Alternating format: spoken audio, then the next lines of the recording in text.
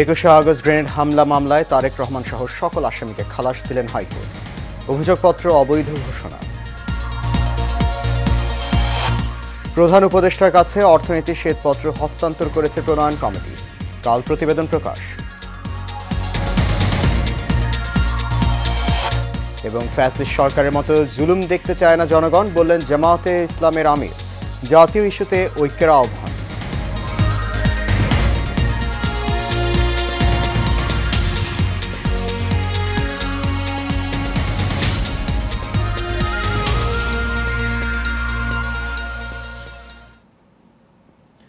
সবাইকে স্বাগত জানাচ্ছি এশিয়ান প্রাইম নিউজে। আপনাদের সাথে আছি আমি সৈয়দ মাহিউজ্জামান মুখর।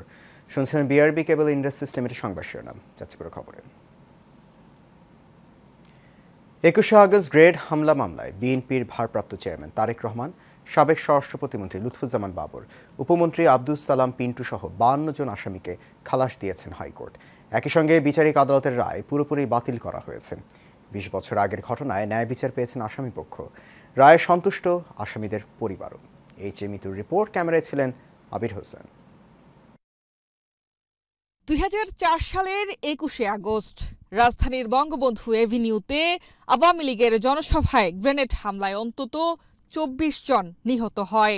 ঘটনার দিন মতিঝিল থানায় হত্যা ও বিস্ফোরক আইনে 2টি মামলা দায়ের করা হয়। 2007 সালে আরও একটি অভিযোগপত্র দাখিল করা হয়। আওয়ামী লীগ সরকার ক্ষমতায় এসে 2009 সালে নতুন করে তদন্ত শুরু করে। তখন হুজি নেতা মুফতি হান্নানের জবানবন্দিতে নতুন করে অভিযোগপত্র দাখিল করেন, যেটি তখনই বিতর্কিত হয়। সেখানে বিএনপি চেয়ারপারসন তারেক রহমান সহ 52 জনকে আসামি করা হয়।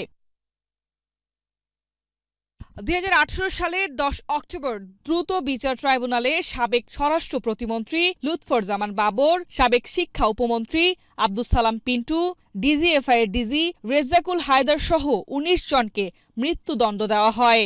আর তারেক রহমান সহ 19 জনকে যাবজ্জীবন কারাদণ্ডের আদেশ দেয় আদালত। 6 বছর পর আপিলের রায়ে রোববার বিচারপতি এ.কে.এম. আসাদুজ্জামান ও বিচারপতি সৈয়দ এনায়েত হোসেনের হাইকোর্ট বেঞ্চ সব আসামিদের খালাস দিয়ে বিচারিক আদালতের রায় বাতিল করে দেন। ঘটনার সঙ্গে আসামিদের কোনো ধরনের সম্পৃক্ততা পায়নি উচ্চ আদালত। পরে আসামি পক্ষের আইনজীবীরা জানান, প্রকৃত অপরাধী না খুঁজে আওয়ামী লীগ রাজনৈতিক ফায়দা নিয়েছে। এই যে গ্রেনেড হামলাটা হয়েছিল, আমাদের বিশ্বাস তারা রাজনৈতিক উদ্দেশ্য প্রণোদিতভাবে এই গ্রেনেড হামলাটা তখন হয়েছিল। তারেক রহমানের নাম কোথাও উল্লেখ ছিল না। সাবসিকুয়েন্টলি তারেক রহমানকে আব্দুল কাহার আকুনকে দিয়ে এই মামলার মধ্যে সম্পৃক্ত করেন এবং সম্পৃক্ত করে তাকে এই মামলায় সাজা দেওয়ার ব্যবস্থা করেন। রাজনৈতিক হীন উদ্দেশ্যে মামলাটা দায়ের থেকে ট্রায়াল পর্যন্ত করেছে শেখ হাসিনা ওয়াজেদের ডিকটেটে। আমরা এও বলেছিলাম, জনাব তারেক রহমান সাহেব কোনো অবস্থাতেই এই মামলায় কোনো সময়েই সংশ্লিষ্ট ছিলেন না। আইনজীবীদের মতে, জিয়া পরিবার ও বিএনপির ভারপ্রাপ্ত চেয়ারম্যান তারেক রহমানকে যাবজ্জীবন দণ্ড দিয়ে রাজনৈতিকভাবে বিতর্কিত করা হয়েছে। 21শে আগস্টে যা হয়েছে, we all are sympathetic to that. 21শে আগস্টের ঘোষণার বিচার হোক, এভরিবডি ওয়ান্টস, কিন্তু যাকে ইচ্ছা তাকেই আসামি করা যাবে না, এটা তার এক শিক্ষা। এভিডেন্স যদি না থাকে, রাজনৈতিক বিবেচনায় কারো ঘাড়ে দোষ চাপিয়ে যদি বিচার করা হয়, তাহলে তার শেষ পরিণতি ভালো হয় না। 2004 সালে গ্রেনেড হামলার সময় হামলা কাউকে চিনতে পারেনি বলে রায় মন্তব্য করেন উচ্চ আদালত। আওয়ামী লীগ সরকারের দেওয়া শেষবারের অভিযোগপত্র ছিল অবৈধ। সব দিক বিবেচনা করে বিচারিক আদালতের পুরো রায় বাতিল করে দেন হাইকোর্ট।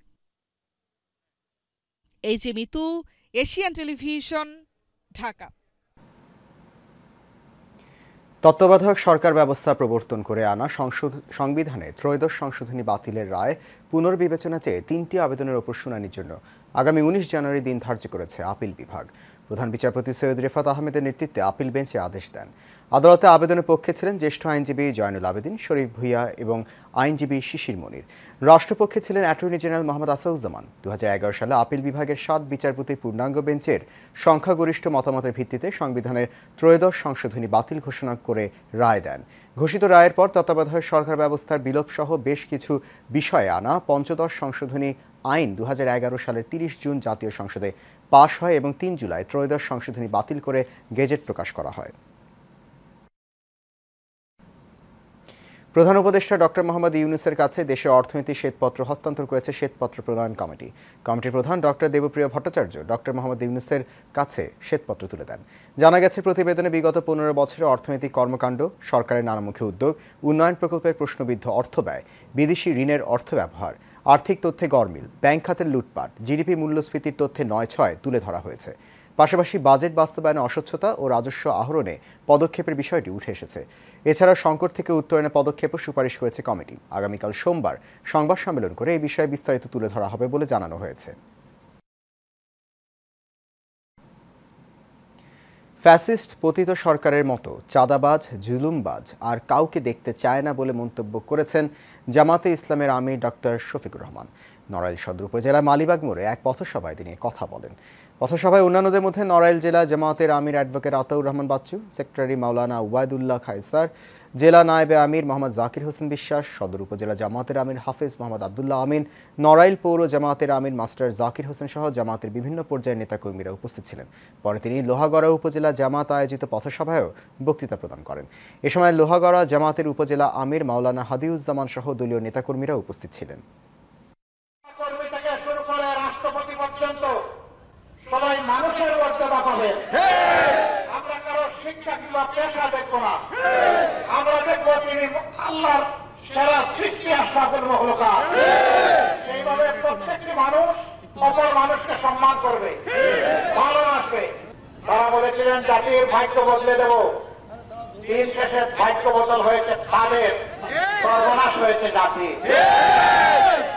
জাতির সেবক হওয়ার কথা ছিল, তারা মালিক হয়ে বসেছে। দুপুরে রাজধানী একটি হোটেলে অংশীজনের সাথে মতবিনিময় সভা করেছে বিচার বিভাগ সংস্কার কমিশন। এ সময় আলোচনা সভায় উঠে আসে বিচার বিভাগকে স্বাধীন করা সহ বেশ কয়েকটি বিষয়। পরে সাংবাদিকদের সঙ্গে বিস্তারিত জানান কমিশন চেয়ারম্যান। বলেন, দেশের প্রসিকিউশন ব্যবস্থা নিয়ে নানা ধরনের প্রশ্ন রয়েছে। ফৌজদারি মামলার 90% খালাস পেয়ে যায়। সকল ধরনের সমস্যা সমাধান করে সাধারণ মানুষের প্রত্যাশা পূরণে বিচার বিভাগ সংস্কার করা হবে বলে আশা প্রকাশ করেন বিচার বিভাগ সংস্কার কমিশন।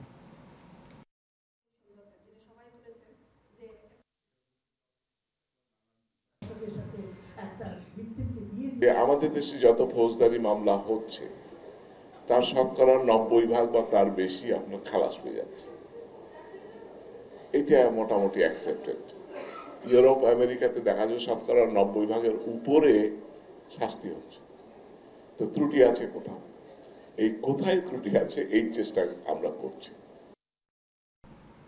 মুক্তিযুদ্ধে জিয়াউর রহমানের অবদান ইতিহাস থেকে মুছে ফেলেছে আওয়ামী লীগ। বিকৃতভাবে মুক্তিযুদ্ধে ইতিহাস পাঠ্যপুস্তকে তুলে ধরেছে ফ্যাসিস্ট সরকার। বিকেলে জাতীয়তাবাদী মুক্তিযুদ্ধের প্রজন্মের 28তম প্রতিষ্ঠাবার্ষিকী উপলক্ষে শহীদ জিয়ার মাজারে ফুলেল শ্রদ্ধা নিবেদন শেষে কথা বলেন বিএনপি স্থায়ী কমিটির সদস্য ডাক্তার AZM জাহিদ। তিনি বলেন, শেখ হাসিনা নিজের ক্ষমতা ধরে রাখতে মুক্তিযুদ্ধকে অস্ত্র হিসেবে ব্যবহার করেছে, এটি নিজেদের সম্পদ মনে করেছে, তাই বারবার বিকৃত করেছে ইতিহাস। বুলিং শিশুর জন্য মারাত্মক ক্ষতিকর। বিষয়টি নিয়ে সচেতনতার অভাব শিশুর বিকাশে মারাত্মক প্রতিবন্ধকতা তৈরি করে। শিক্ষার্থী, শিক্ষক ও অভিভাবকদের পাশাপাশি সমাজকেও এই নিয়ে সচেতন থাকতে হবে। এই সচেতনতাই শিশুর সুন্দর ভবিষ্যৎ নিশ্চিত করতে গুরুত্বপূর্ণ ভূমিকা রাখবে। স্কুলে বুলিং প্রতিরোধ ও প্রতিকার নিয়ে আয়োজিত ভিন্ন ধর্মীয় অনুষ্ঠানে বক্তারা এই কথা বলেন। রোড টু ওয়েলনেস শীর্ষক অনুষ্ঠানটি আয়োজন করে দেশের খ্যাতনামা শিক্ষা প্রতিষ্ঠান স্যার জন উইলসন স্কুল। রাজধানীর ইউনাইটেড সিটিতে স্কুলের ক্যাম্পাসে অনুষ্ঠানটি আয়োজন করা হয়।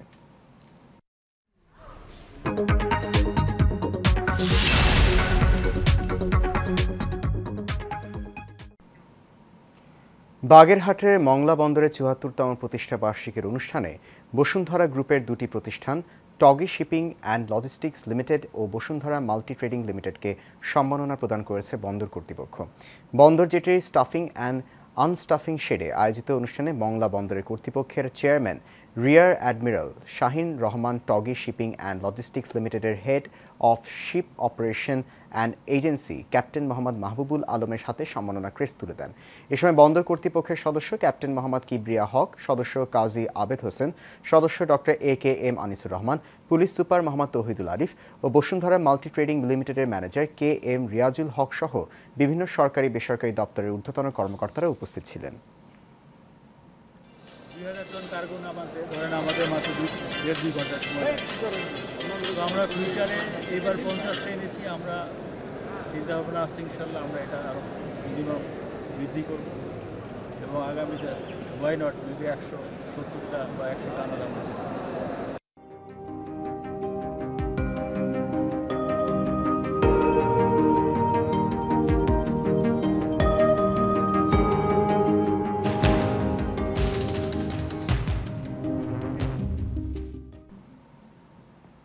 এবার সিওডিল প্রেজেন্টস হিলটন বিউটি। শীতকাল ত্বকের স্বাস্থ্যের জন্য একটি চ্যালেঞ্জ তৈরি করে, কারণ কম সূর্যের এক্সপোজার এবং অপর্যাপ্ত হাইড্রেশন অন্যতম কারণ। অন্যদিকে কম আর্দ্রতা, ঠান্ডা তাপমাত্রা এবং কঠোর আবহাওয়ার কারণে বিভিন্ন ধরনের রোগের উপসর্গ দেখা যায়। বিস্তারিত রফিকুল ইসলাম রলি রিপোর্টে। শীতে ঠান্ডা ও জ্বরের পাশাপাশি ত্বকের সমস্যাও দেখা যায়। এই কারণে বেশিরভাগ মানুষের ত্বক খসখসে হয়ে পড়ে। বিশেষ করে সংবেদনশীল ত্বকের মানুষরা শীতে বেশি ত্বকের সমস্যার সম্মুখীন হন।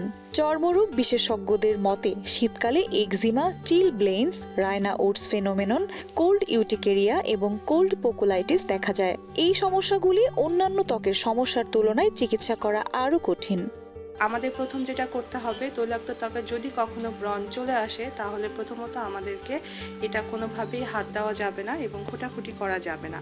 যদি আমরা এখানে হাত দিই, যেহেতু এটি একটি ইনফ্লামেটরি কন্ডিশন, এখানে যেহেতু ব্যাকটেরিয়া থাকে তো এটার সংক্রমণ আরও বেড়ে যেতে পারে। এবং আমরা যদি এটা খোঁটাখুটি করি তাহলে দেখা যাবে যে ওখানে আপনার গর্ত বা দাগ হয়ে যেতে পারে।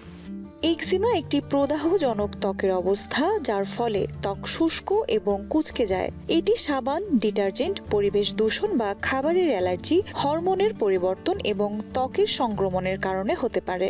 অতিরিক্ত শুষ্কতায় চুলকানি এবং ঘা হতে পারে। কম বয়সে ব্রণ যত অল্পই দেখা দিক না কেন, আপনাকে এটা অবশ্যই ডার্মাটোলজিস্টের পরামর্শ নিতে হবে।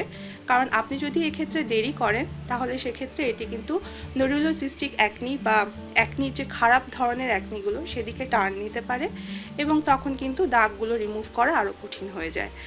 আরেকটা অ্যাকনি আমরা সাধারণত দেখে থাকি তৈলাক্ত ত্বকে, সেটা হচ্ছে যে দেখা যায় যে বেশি বয়সে বা অ্যাডাল্টহুড অ্যাকনি যেটাকে আমরা বলি, এটা সাধারণত 25 বছরের পরে যখন এই অ্যাকনিটা অ্যাপেয়ার করে তৈলাক্ত ত্বকের ক্ষেত্রে, তখন কিন্তু আমরা সেটার ক্ষেত্রে হরমোনাল বিষয়গুলোকে প্রাধান্য দিয়ে থাকি এবং তখন সেক্ষেত্রে কিন্তু শুধু ডার্মাটোলজিস্টের ট্রিটমেন্ট নয়, পাশাপাশি তার হরমোনাল প্যানেল, তার পলিসিস্টিক ওভারিয়ান সিনড্রোম, এ ধরনের মেটাবলিক রোগগুলো আছে কিনা সেগুলো আমাদেরকে দেখতে হবে।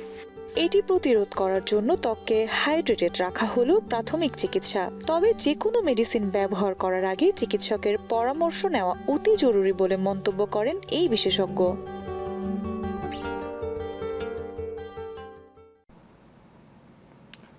এরই সাথে শেষ করবো এশিয়ান প্রাইম নিউজ। তার আগে বিআরবি কেবল ইন্ডাস্ট্রিজ লিমিটেড সংবাদ শিরোনামগুলো জানিয়ে দিচ্ছি আরও একবার। 21 আগস্ট গ্রেনেড হামলা মামলায় তারেক রহমান সহ সকল আসামিকে খালাস দিলেন হাইকোর্ট। অভিযোগপত্র অবৈধ ঘোষণা। প্রধান উপদেষ্টার কাছে অর্থনীতির শ্বেতপত্র হস্তান্তর করেছে প্রণয়ন কমিটি, কাল প্রতিবেদন প্রকাশ। এবং ফ্যাসিস্ট সরকারের মতো জুলুম দেখতে চায় না জনগণ, বললেন জামায়াতে ইসলামের আমির। জাতীয় ইস্যুতে ঐক্যের আহ্বান।